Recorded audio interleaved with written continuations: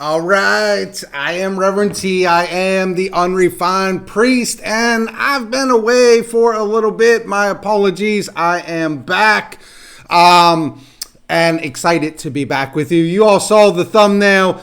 The question is, was Martin Luther King Jr. a Christian? And I know that for some that might sound like a very strange question, because we know that he was a reverend in the church. He has this legacy of being a Christian, and for the most part, that has been unchallenged. But if you've spent any time in the church, or you spent any time around Christianity, you know that being a reverend in the church does not mean a damn thing as to whether you're a Christian or not. And we've got reverends in the church that are self-proclaimed atheists, self-proclaimed Buddhists, self-proclaimed Hindus, and we still give them a collar and we make them reverends in the church. It's absolutely ridiculous. But this is a different time, going back to Martin Luther King Jr. So asking the question, is he a Christian, again, might sound strange. Let me just give you my experience with this question. I love theology. I have always loved reading theology. Before I went to seminary, I read theology for fun. When I was in seminary, I read theology for fun.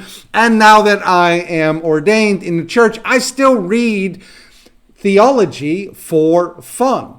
But when I went to seminary, what I wanted to do was read people that I hadn't really been exposed to.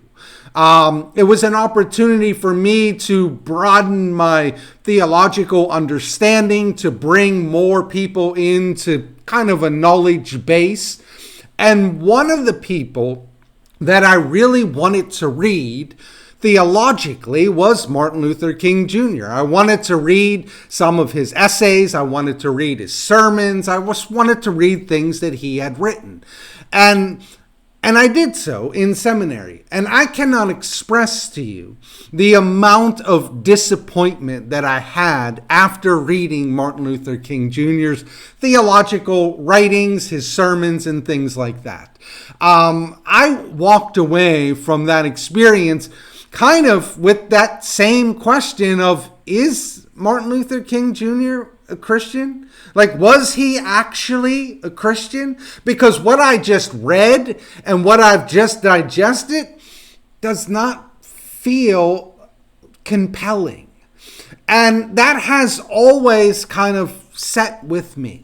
And so today I'm going to show you a clip. This is Allie Beth Stuckey's podcast, and she brought on a guy named Chad Jackson, who is really going to take a deep dive into the Christianity of Martin Luther King Jr., and he's got some pretty interesting insights, and I wanted to share them with you because I do think that it's important to figure out, where was Martin Luther King Jr. in his faith and what were his theological positions. So let me play the clip for you, and then on the other side, I have some other thoughts on it as well. Hey, if you like what we're doing, hit that like button, and if you're not subscribed, consider subscribing to the channel. We would love for you to be a part of the community. Let me get this rolling. In terms of the fact that he wasn't a real Christian. He didn't believe in the deity of Christ. He didn't believe in the virgin birth. He didn't believe that Jesus rose from the dead. He didn't believe in the literal existence of heaven and hell. Didn't believe that Jesus was going to come again. He basically didn't believe in the basic fundamental tenets of the Christian faith. And you found this out through his own words, correct? Through his own words, right. I mean, there's 7 volumes, and there's plenty more from where this come from at the Stanford Library. But, his papers, if you read those papers, you'll find that, by his own admission, he rejected the deity of Christ as early as the age 12. He said that he shocked his Sunday school class by rejecting the virgin birth and the resurrection.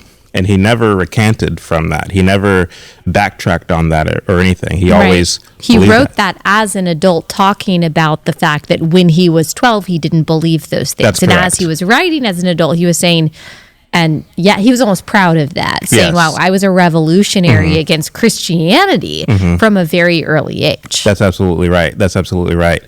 In fact, he didn't even want to become a pastor. He said he wanted to become a lawyer or a doctor or something like that.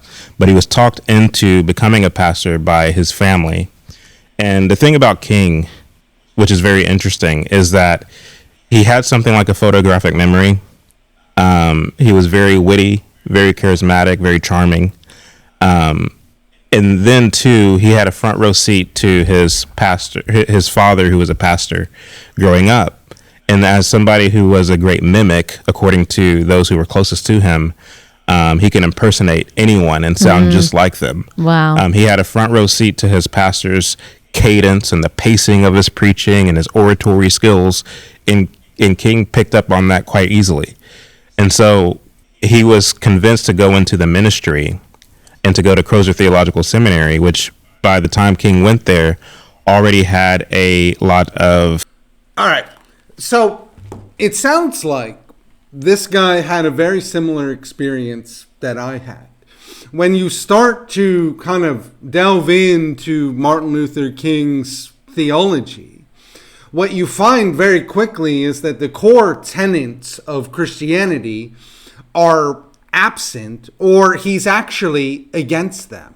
As Chad Jackson brought up, he didn't believe that Jesus was the Son of God. He didn't believe that Jesus resurrected. He didn't believe in a second coming. He didn't believe in a literal heaven or hell. Clearly, he didn't believe in the ascension. These are the core tenets of Christianity. And so, although you can look at his life and the legacy of Martin Luther King Jr., you can see a lot of positives there. That does not mean that he is a Christian. In fact, for me, and I know a lot of people go back to, when they talk about Martin Luther King Jr., and if they're going to talk about him in a real honest way, a lot of people will bring up the affairs, all of the women that Martin Luther King Jr. Would hook up with. To me, that's an issue. That's an issue of character. But you also see a lot of Christians fall in that area. That's a pitfall that Christians need to be aware of. I think Martin Luther King Jr. fell in that area. I don't think that necessarily disqualifies him from being a Christian. That just means that he struggles with sin in that particular area. But the bigger issue for me is the theological shallowness that you find in Martin Luther King Jr.'s belief system. That is that he doesn't believe in the core tenets of Christianity. And if you don't believe in the core tenets of Christianity, I have a real hard time saying that you're a Christian. You could be a great human being, but if you're rejecting the Trinity, if you're rejecting the divinity of Jesus Christ, the resurrection, the ascension, the second coming, I don't know what the hell you are, but you're definitely not a Christian. That I know for sure. Because that is the core tenets of what it means to be a Christian. So I think on that basis alone, and again, I don't want to touch on, the sexual indiscretions of Martin Luther King Jr. That doesn't interest me. What interests me is that he didn't believe this stuff. Now, he may have effectively used Christianity to bring about something that was much needed in the world, and we give him all the credit that we can give him in that regard, but he didn't do it as a Christian.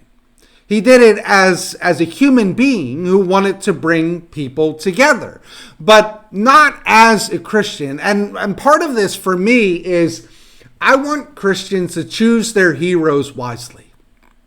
I want Christians to really figure out what people believe, what they're about, and make sure that we are making good decisions with the people that we are allowing to influence us. If you read through Martin Luther King Jr.'s sermons, you read through his writings, what you will find is an absence of theological content unless it is in reference to abolishing slavery. But there is no presentation of the gospel in and of itself. It is almost completely absent. And that is problematic to me.